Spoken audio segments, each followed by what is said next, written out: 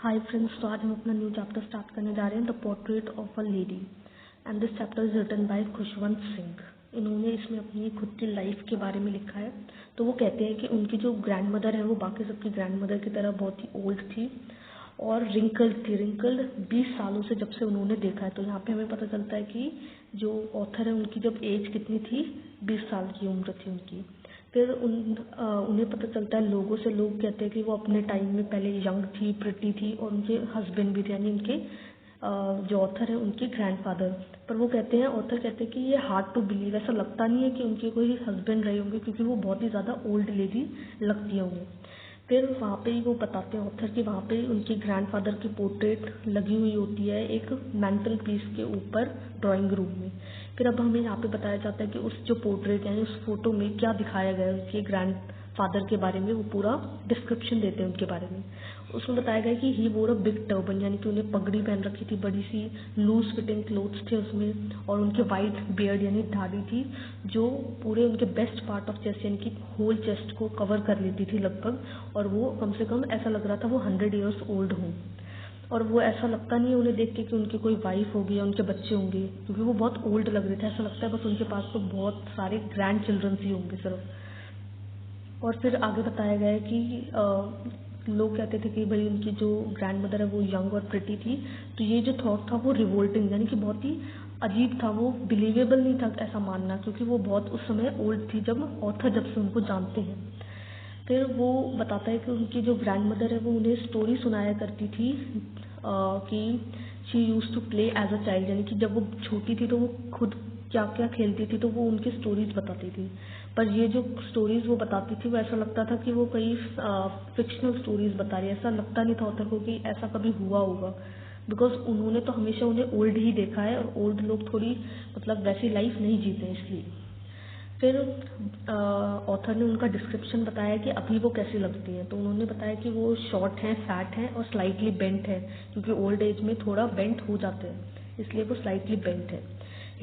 Her face was a criss cross of wrinkles, यानी कि उनके पूरे फेस पे रिंकल्स थे, पूरे फेस पे फ्रॉम एवरीवेयर टू एवरीवेयर, यानी पूरी हर जगह रिंकल्स ही रिंकल्स झुर्रियाँ ही पड़ी हुई थी उनके फेस पे। एंड फिर वो बताते हैं कि उन्होंने जब से उन्हें देखा है तब से वो ओल्ड ही लगती है उन्हें कभी यंग नहीं दिखी है, क्योंकि ऑथर की एज यहाँ पे 20 साल है और वो पिछले 20 सालों से वैसी ही दिख रही है और ऐसा लगता नहीं है कि वो कभी यंग रही होगी। और फिर बताते हैं कि ऑथर ये नहीं मान सकते कि वो कभी भी मतलब प्रिटी रही होंगी, बट हाँ वो कहते हैं हाँ जस्ट शी इज़ ब्यूटिफुल।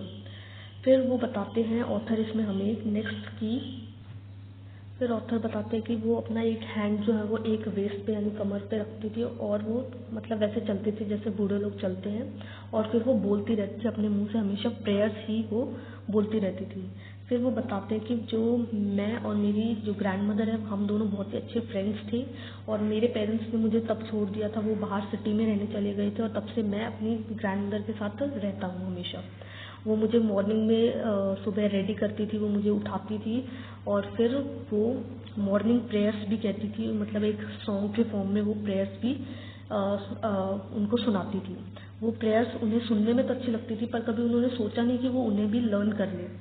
फिर वो उनकी जो वुडन ऑथर की जो वुडन स्लेट वगैरह चौक ये सब लेके आते थे ताकि वो स्कूल के लिए जा सके एंड रेडी हो सके। और उनकी जो ग्रैंड मदर थी वो उनको चौक और टाइनी ओडन इंक पॉट यानी कि इंक जिससे उन्हें लिखना है वो और रेड पेन, ये सारी चीज़ें एक बंडल में टाई करके उन्हें दे देती थी। फिर वो ब्रेकफास्ट करते थे।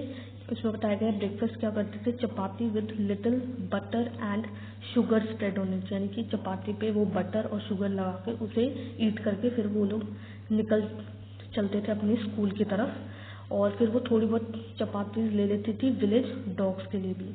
फिर जो इसमें बताया गया my grandmother always went to school with me, तो जो उनकी जो ग्रैंड मदर है वो उनके साथ हमेशा स्कूल जाती थी, बिकॉज क्योंकि जो उनका जो स्कूल था वो टेम्पल से अटैच था और वहाँ पे जो प्रीस्ट था यानी पंडित जो था वहाँ पे टेम्पल में वो अल्फ़ाबेट्स और उन्हें मॉर्निंग प्रेयर्स वहाँ पे पढ़ते थे।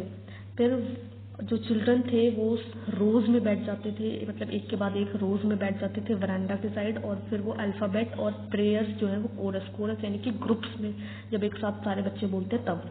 और जो उनकी जो ग्रैंड मदर थी वो अंदर बैठती थी और स्क्रिप्चर यानी कि कोई भी ग्रंथ से रिलेटेड कोई भी बुक्स वगैरह जो टेम्पल्स में होती है वो। When we both had finish यानी कि जब ऑथर अपना स्कूल कंप्लीट कर लेते थे और उनकी जो ग्रैंड मदर है वो अपने जो भी टेम्पल में जो भी रिलीजियस चीज़ें हैं वो पढ़ लेती हैं, जो भी कर लेती हैं स्क्रिप्चर्स वगैरह। जब उनका दोनों का टाइम ख़त्म हो जाता है फिर वो दोनों चलते हैं वापस घर की तरफ, और इस समय वो उन्हें विलेज डॉग्स मिलते हैं टेम्पल के पास, जिनको वो उनके साथ उनके पीछे पीछे आते हैं हमेशा वो जो डॉग्स होते हैं, ताकि उनको वो चपातीस मिल सके। तो इस पार्ट में हमने पार्ट 1 कंप्लीट कर लिया है। नेक्स्ट पार्ट में हम पार्ट 2 कंप्लीट करेंगे। So keep watching. Thank you.